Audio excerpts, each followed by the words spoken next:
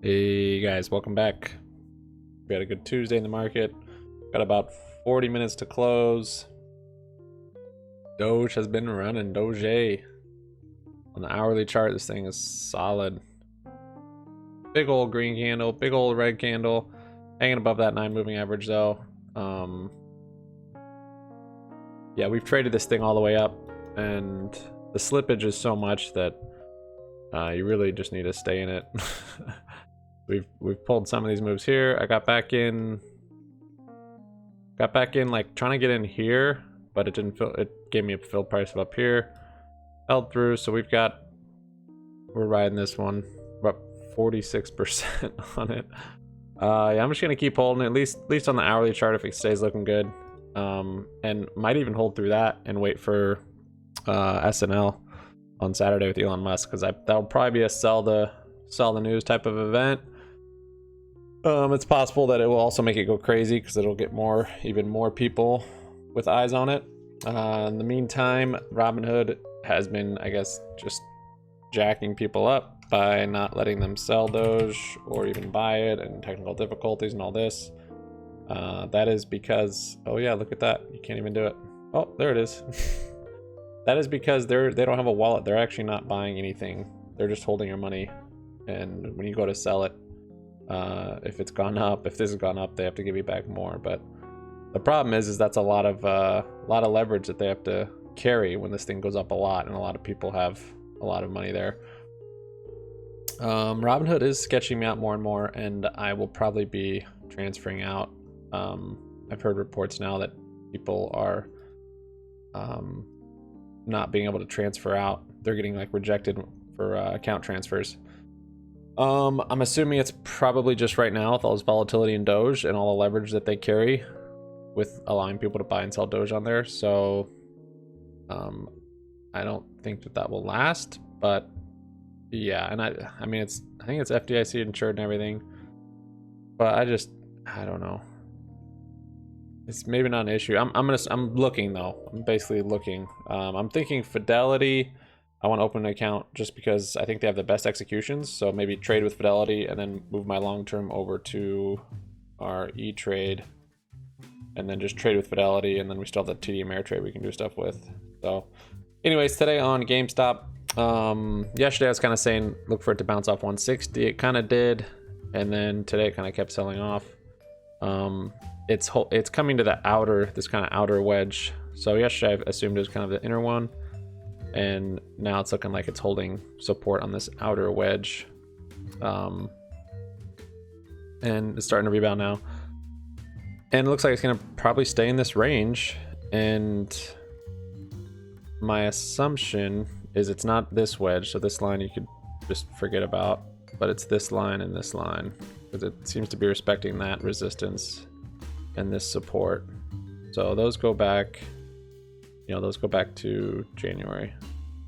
That's not January. January's further back. But anyways, so this puts it at, and it doesn't necessarily have to stay in this wedge before it breaks out one way or the other. Because I mean, this is going to get tight and tight and tight. So, but it could. And if it does continue to, basically before I get options on this, before I spend more on premium, I will wait for big green volume, big price action, and green candles, and a lot of volume. When you have these kind of volatility ones right here, if there's not a whole lot of volume, it's short-lived. I think it's just the hedge funds just letting up just a tiny bit, and that's what's happening.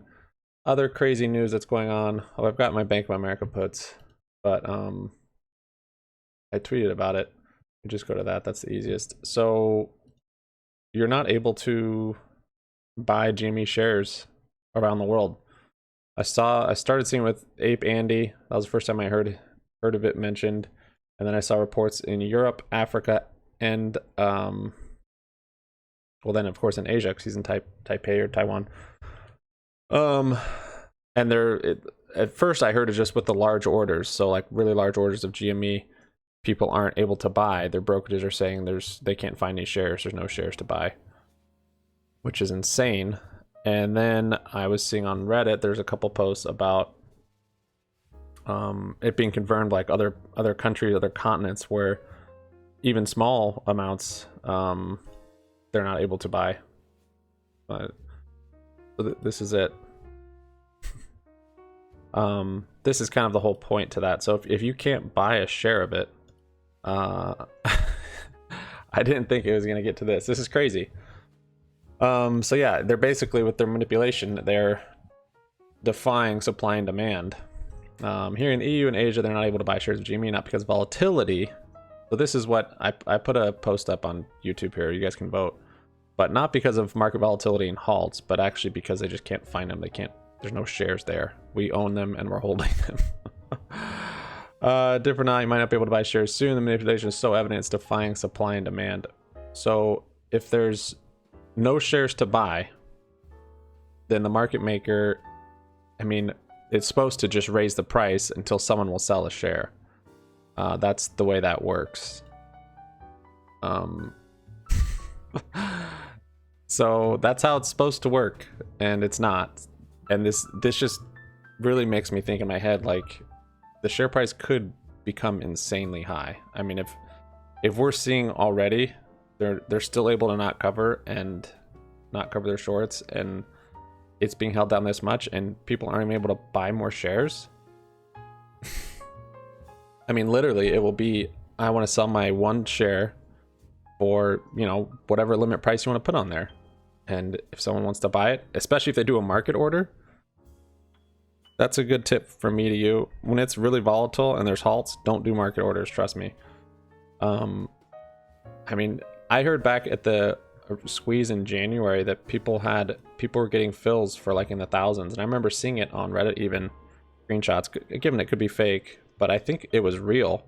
Part of the reason was because they were fractional shares, and the way Robinhood was working was they were trying to, with fractional shares, if you sell them, they're trying to match you with another same fractional share sell, which I'm not sure if that's true, but I think it was kind of glitching out. People were getting ridiculous fills with fractional shares. So something to keep in mind when this thing starts to squeeze. If you want to sell, if you have that ability, maybe sell off some fractionals. That's kind of nice. You know, if it's 1,000, 5,000, 10,000 a share, you can sell part of a share and make 5,000, and then maybe you'll get some crazy fill, also have a crazy limit price. I don't know. That's my plan, at least. Try and sell some fractionals and see what happens. But basically, if there's no shares that they can buy, theoretically this thing should have an unlimited price tag on right now. It should literally be unlimited until someone puts a sell order in. There's no ceiling on it. Someone wants to buy a share and they can't. And the market maker is Citadel and whoever else. And so this is getting wound quite tight.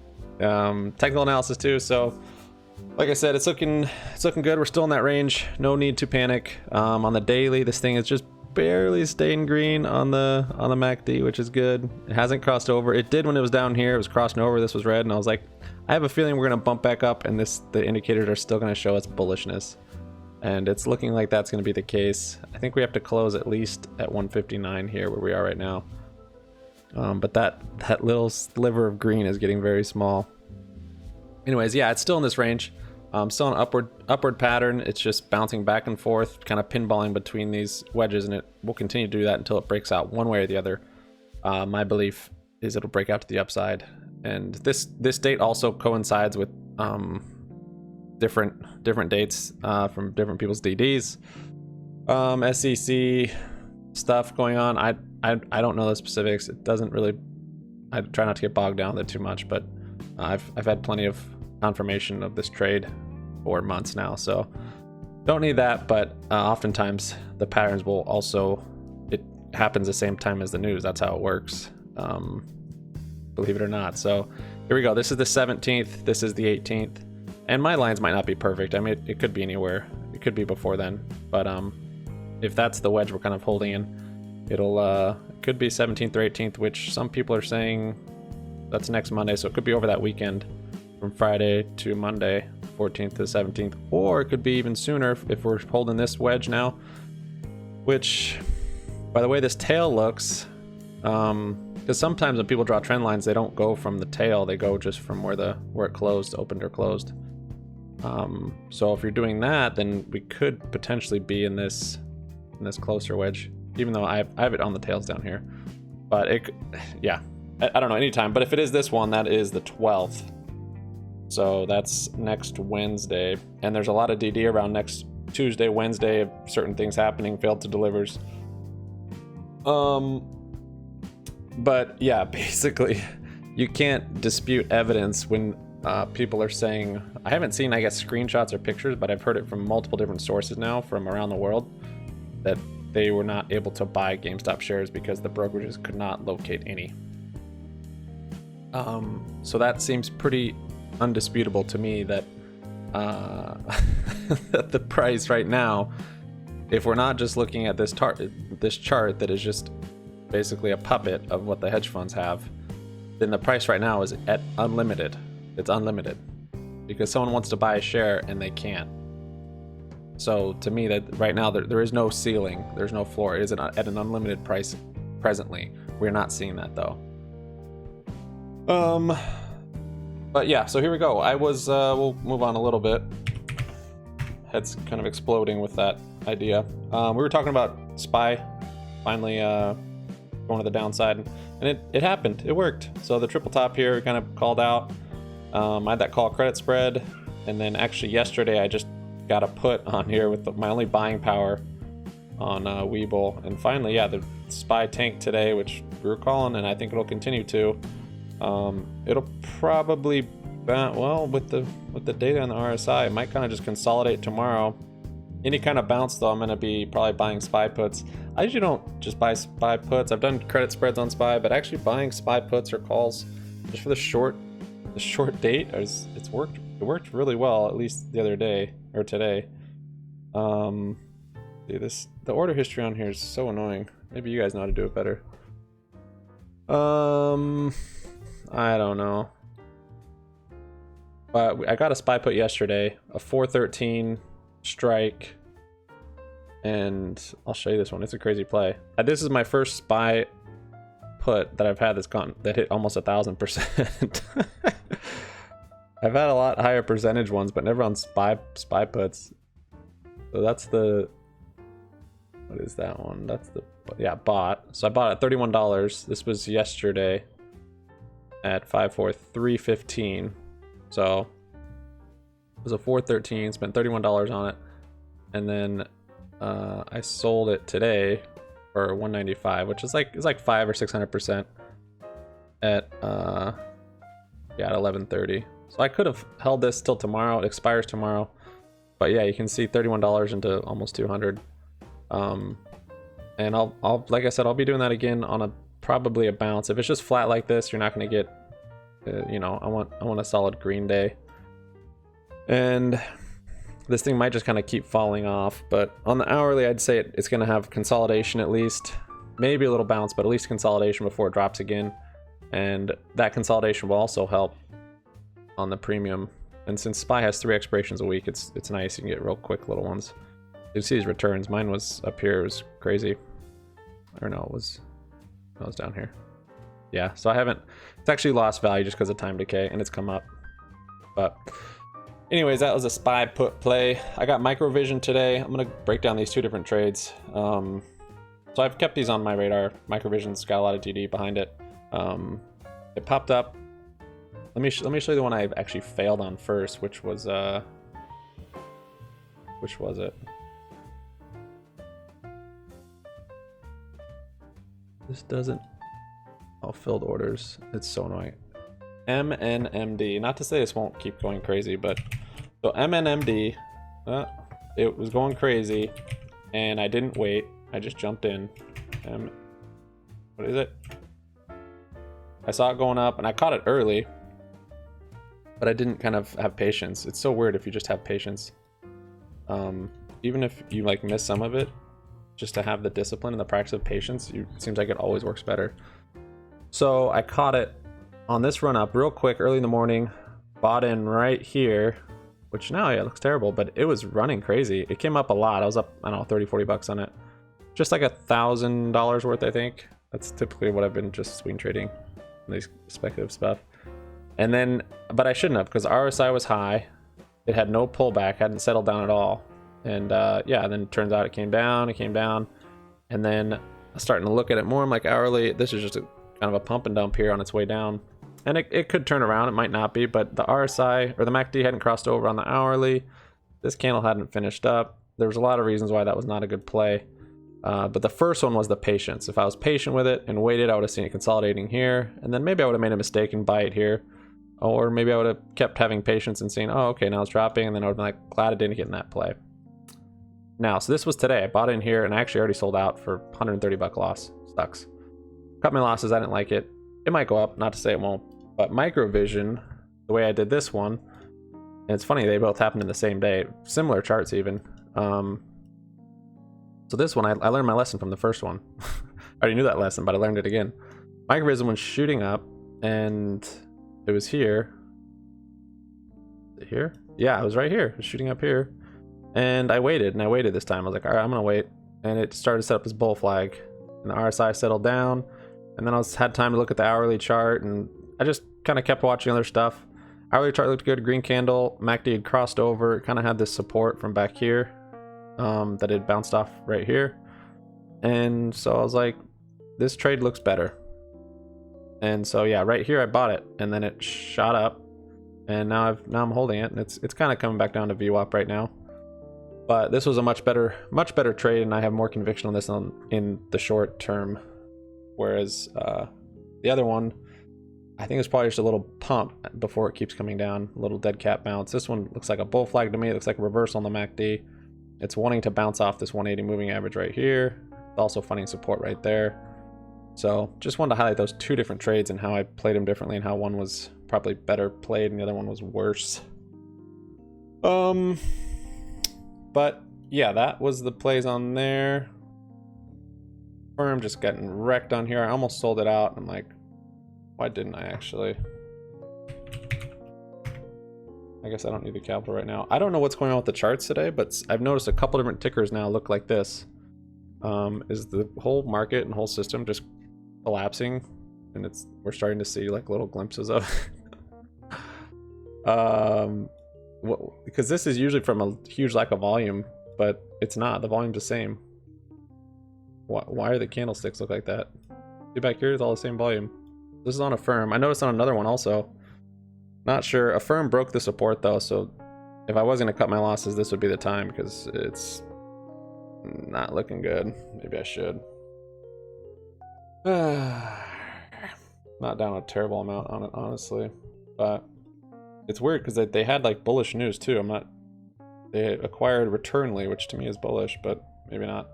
Anyways, on E-Trade today,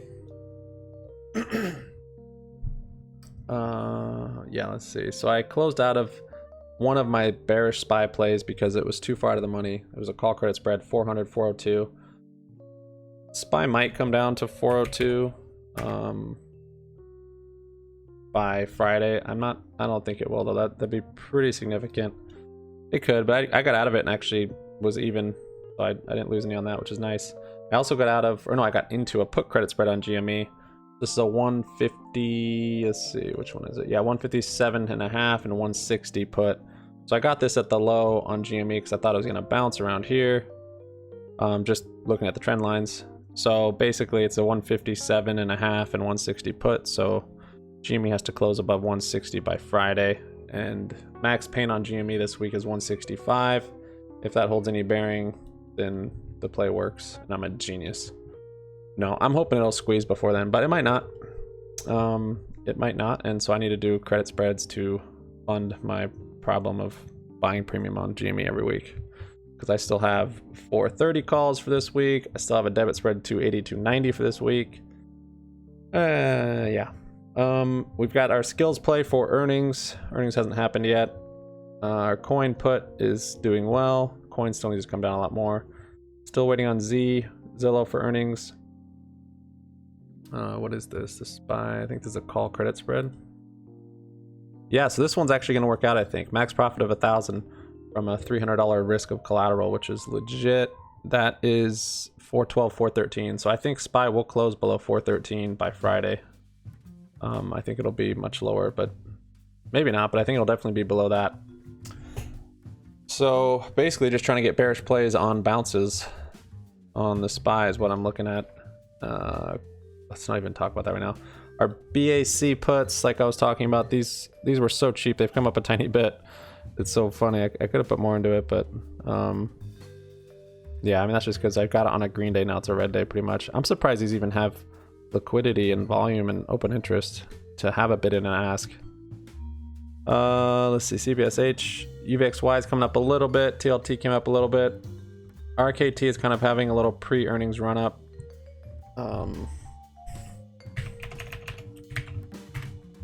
Well, the options are, the stock isn't. This one's so heavily manipulated. I hope earnings are just insane again and we have a huge spike like this. That would be terrific. But earnings for that one are tomorrow, I think. Let's see. Tomorrow after close. So I might have a video with Discord member. He's got some DD on RKT to go over. Talk about earnings, talk about why it's a good company for the long term, and kind of what he thinks on it. And I've got it in my long term too. And this earnings, I'm not, you know, there's no way to know. Last earnings was great, and then I don't think it actually even did well. So yeah, this was implied move last earnings, and then it moved greater than that. Actually, that might have been the beginning of that squeeze then. But see, this one, the implied move is higher now. They've upped their implied move. Oh, and also look at the IV. So the current IV is 91%. Market implied at post earnings IV is 70%. So they're predicting you'll immediately lose basically 20% of the IV after earnings. So you want to get it right. Yeah. Well, that is Rocket. Okay. And now to our last one, our beloved Corsair that just sucks all my money, even though I still love it. Freaking Corsair beat earnings down 2.5%. Is a terrible time in the market to come out with good earnings because the whole market was tanking today. Hopefully it has some kind of upward continuation. It is holding on this trend line, on this support here. Ah, man, this thing though, it was all good and dandy till this happened. And it's on its way up, but it's got a similar just tight range consolidation being held down just like Rocket. And it sucks. Those are the two plays I was banking on earnings. Corsair came out, good earnings, bad stock price. Got 17 days left. I'm kind of writing these things off unless something crazy happens, and it could, but yeah, too bad. And that is Corsair. So here's the SPY. Let's see. Oh, that's the credit spread I closed. And then the GME debit spread or credit spread I closed. I can't remember. But that's it. That's what I got for you. Make sure to follow us on Twitter at HappyMoneyYT. Jump on our Discord. I'm going to do another Discord after hours party. Get in here and just chat. See what you guys think. Trying to get some DD going on here. Just getting it set up. I want different DD people's due diligence that they've done research on to post in here, different media. I'm still just getting it set up, but yeah, join on here. I put in some plays even I made today on here, and it's a good way to communicate and share ideas and share plays. And yep, that's it for me. Thanks guys. Sub up, like up, comment down. Happy money sticks around. See you on the moon. Peace out.